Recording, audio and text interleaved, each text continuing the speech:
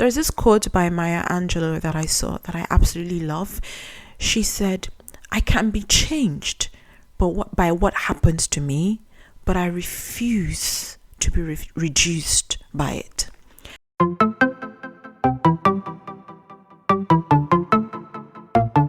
Hi guys, welcome to another episode of Life Lessons with Laura. My name is Loretta Gerard, and on this space we like to have open, honest, authentic, heart-to-heart conversations on love, life, faith, womanhood, and pretty much everything in between. So if you are listening to this podcast or watching my video for the very first time, you are most welcome. Thank you for choosing to hang out with me today. And if you are a returning listener, a subscriber, thank you.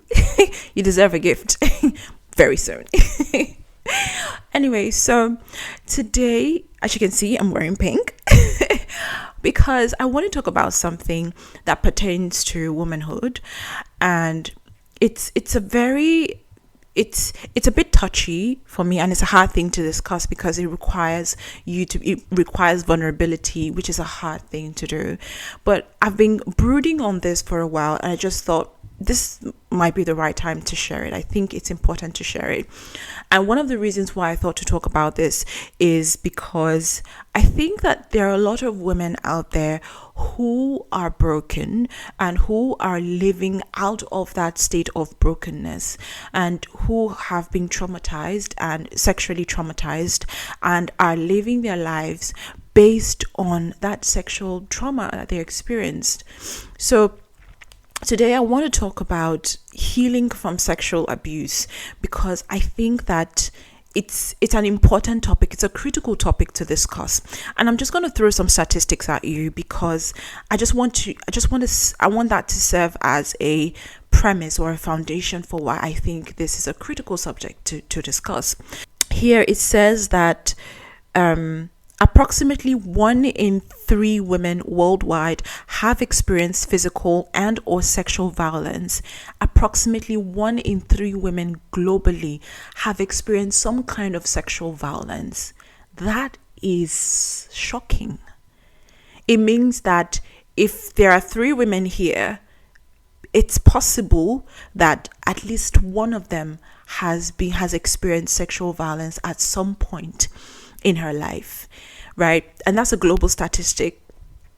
And I also saw here that sexual violence against children is pervasive, and in sub-Saharan Africa, where I'm from, it has the highest number of victims, the highest number of sexual violence against children, right? And that is such a shocking statistic as well. And it says here that globally, over 370 million girls and women have experienced childhood sexual assault. Guys, let's talk about this. I think, let me just start, because I'm not going to come on here and talk about something that I know nothing about, or something that I haven't personally experienced, right? And I don't want to say I'm a statistic. I don't want to call myself a statistic. But what I'm going to say is that I too have experienced my own share of sexual violence, childhood sexual violence. And I know for a fact that so many women, I mean, you heard that statistic, 1 in 3 women globally have experienced sexual violence. Some people from their partners, some people even from their fathers, some people from a neighbor, some people from a pastor, some people from a Sunday school teacher, some people from their own school teachers, from their cousins, uncle, brother, even sister. It is such, it is so pervasive that I think that at some point women kind of get used to it. And I'll tell you this, I think that we've gotten to a point where people don't like to talk about it. They kind of talk it like somewhere in their minds and then just choose to forget about it. And I'm not saying that you should rehash what has happened to you, but I think that healing is important. And for a lot of women, they think that they've healed, but they've not. And that healing is what I want to discuss. how do you heal from sexual trauma? How do you heal from being violated? Maybe as a child or maybe as a teenager. Some women have experienced this multiple times, right from their childhood up until their adulthood, that it has become sort of their identity. And if you're watching this right now and you were sexually abused, maybe as a child or maybe as a teenager, the first thing that I need you to understand is that it is not your fault. It is not your fault. And I think it is important to highlight this, because one of the things that happens when you're sexually abused is you kind of internalize that, and you kind of erroneously believe that it is your fault. You take on that guilt as if you did something wrong. And that guilt can be damaging. That guilt can disrupt your life. It can destroy your life if you don't deal with it. You find out that a lot of the decisions that you are making is as a result of that guilt, or as a result of you internalizing that pain and you believing that you had something to do with it. So the first thing that I would say is, it is not your fault. It is not your fault. You did not deserve what happened to you. That is the first step. That is the first step. Actually believing that you did not deserve what happened to you. Another reason why I think that this is an important topic to talk about is, I feel like a lot of women have decided to hide it or pretend that it never happened. I saw a comment where someone was talking about her sexual abuse. I think it happened to her as a child, and somebody commented and said, I've decided to forget about all that. I don't even remember. I just pretend that it never happened and just move on. But you see, pretending doesn't heal you. Pretending that something didn't happen doesn't mean that it didn't happen. And it doesn't stop the effects of that situation, of that experience, from impacting your life. If you would go back and just introspect, go back, reflect on some of the decisions that you have made, maybe some of the mistakes that you have made, and some of the ways that, and even if you look at your life currently, and so at some of the decisions that you're making, at your perspective to life, if you look closely, you would find that you will probably find traces of the effects of what happened to you in the way that you see life, in the way that you see people, in the way that you see men, in the way that you see relationships, the way that you see marriage, the way you see friendships. What I'm trying to say is that it does have an impact. No matter how much you try to pretend that it didn't happen, no matter how much you try to forget that it happened, it does have an impact. It has an effect. So what you have to do is not pretend that it did not happen. What you need to do is to admit that it happened. The first step to healing is to acknowledge that something happened. To admit that it happened. That's the first step. Expose it. Bring it to the light. And when I say expose it, I don't mean take a microphone and start announcing to the whole wide world, or go to your church and say, testimony time, I have to I want to talk about what happened to me when I was 2 years old. No, that's not what I'm saying. Not everyone is going to have the courage to come up here and say, this happened to me. When I say come up here, I mean, not everyone is going to have the courage to say publicly that this happened to them, right? And not everyone should. It's not something that you say just for to get people's adulation or people's praise or their pity. No, this is about your healing. This is not about public approval or validation or pity. This is about your healing. And so when I say expose, what I mean is that you expose it to yourself. You expose it to God. It doesn't mean that God didn't see it. It means that now you are bringing it to Him and you are asking Him to heal you. right? You are acknowledging that you can't deal with this or the impacts of this. You are acknowledging that you know that if you don't heal this thing, it's going to ruin you. You are acknowledging that you need the grace of God to deal with it. So when I say expose it, I mean bring it to the light. Bring it to the light of God. Expose it to God and let Him heal you. That's the first step. You can't heal what you don't confront. You need to come face to face with it and say, yeah, this happened, right? But I'm not going to let it determine the outcome of my life.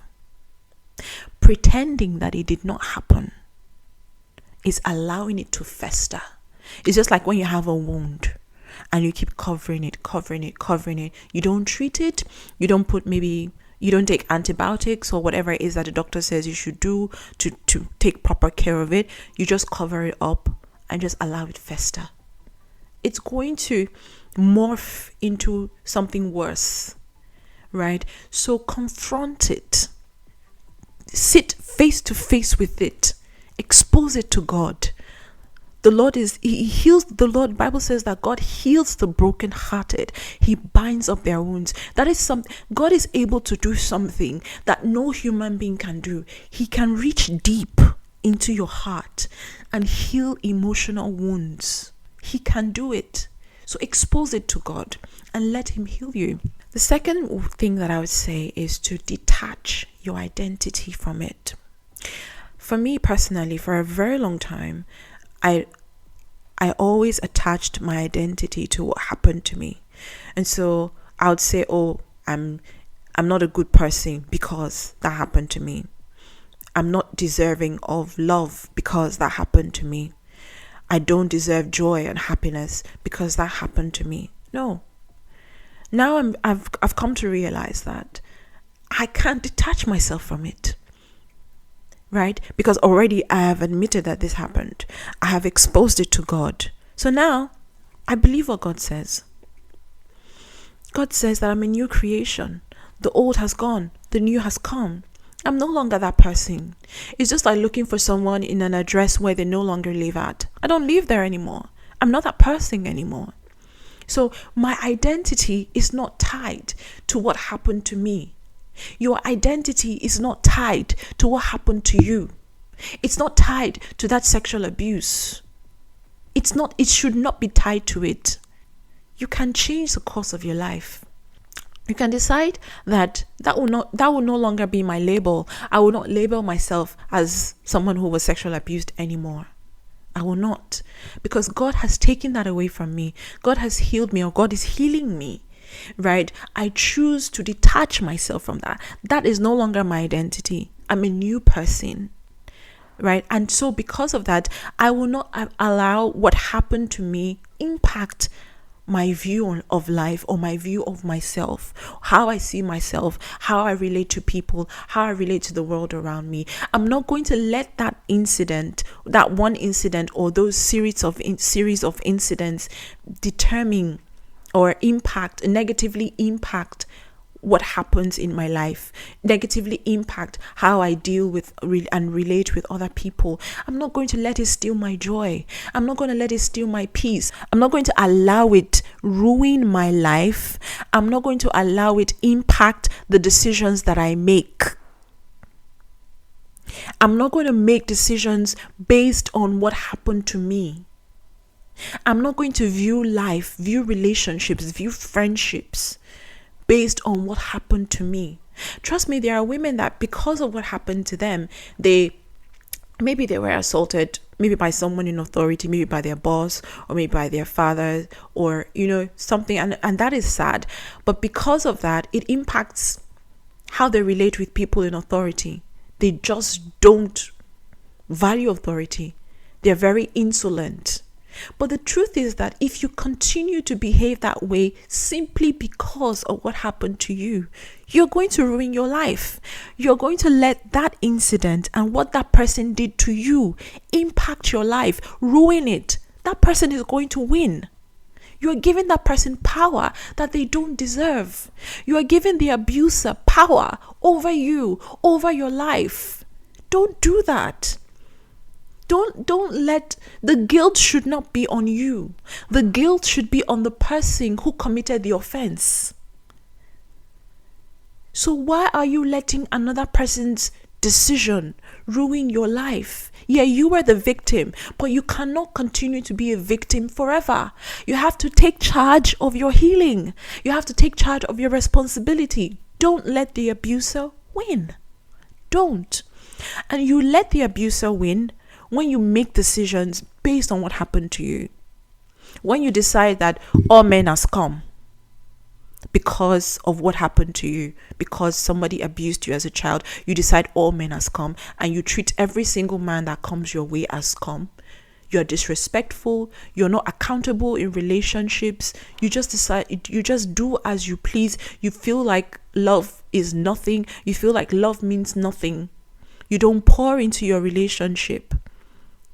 You don't feel like you should be committed to a relationship because you feel all men has come because of what happened to you. You're going to ruin your life. And if you do that, it means the abuser won. The predator won. Don't do that to yourself. God has made you free. Stay free. He has cleansed you. If you believe in Jesus, you are cleansed. He has washed you in his blood. The old has gone. Gone. You have a chance to rewrite your story, because God no longer God sees you. He sees you as someone without blemish, without fault. So live as someone who is free, because you are free. That leads me to the next point, and I've touched on this briefly. Free yourself from the guilt of it. And I know that for me, I carried that guilt for a long time because I kept feeling it was my fault. No, it wasn't. It's not your fault. The guilt should be on the person who hurt you, not on you. It's not your fault. It is not your fault. It is never the fault of the victim. I don't care what anyone says. It is never the fault of the victim. You don't blame the victim for what happened to them, right? Especially when it comes to sexual abuse. It is not your fault. God has, to be honest, if this person who abused you decided to give their life to Christ and is now in Christ, guess what? God has forgiven the person. That person is now walking around without any guilt, any shame, because they have been cleansed. And you have decided to still carry guilt. Don't do that. Life is too short. Because if, God forbid, that person goes to heaven after giving their life to Christ, they're going to heaven. Yeah, I know. It is sad, annoying, but it's the truth. So, why do you want to give yourself stress? Please free yourself of the guilt. God has made you free. Be free. And the third thing that I would say is, I think I've said more than three things, but another thing that I would say is choose a different outcome. Choose a different outcome. There's this quote by Maya Angelou that I saw that I absolutely love. She said, I can be changed by what happens to me, but I refuse to be reduced by it. I can be changed by what happens to me, but I refuse to be reduced by it. Refuse to be reduced by what happened to you. Refuse it, bind it, cancel it, neutralize it. Choose a different outcome. You can choose. I'm getting teary because this is so dear to my heart, and I'm really hoping and praying that the Lord touches you. That I'm really hoping and praying that as you watch this, that you can feel like how much I really want you to heal. Choose a different outcome. You can choose. You can choose to say, look, this may have happened to me, but I will not let it ruin me. And I've said this a million times. Choose healing. Do whatever you need to do to heal. Choose healing. Take the steps for healing. Read books. Journal if that's your thing. Pray. Cry. Speak to a therapist. Choose healing. Choose life. It's just like what the Bible says, that I've said before you life and death, the blessing and the curse. But choose life so that you and your descendants might live. Choose life. Choose life. Choose life. Choose to not be reduced by what happened to you. Choose that your life would be it will be a completely different outcome. Even if the devil wanted to end you, he wanted to destroy you, he wanted to break you, destroy your self-esteem, erode your sense of self-worth. He wanted you to feel like you are nothing, so that you can continue to make bad decisions to destroy the life that God gave you, to destroy the beautiful, prosperous future that God has for you. Choose that you will not let him win. Choose to not let him win. Choose to win. Choose the victory that you have in God. Choose life. Choose healing. And that takes me to my final point. Take the healing process into your hand. Look, healing is a lifelong journey. You don't get to a place say, yes, no, it's a lifelong journey. It's going to take you your whole life. But guess what? Like I always say, the goal is not perfection. The goal is progress. It's for you to make sure that you are making progress every single day.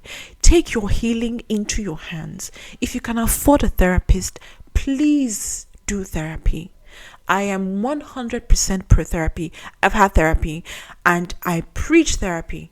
Therapy is great. Therapy is a gift from God because it helps you to unburden yourself. Sometimes you don't have anyone to talk to about these things.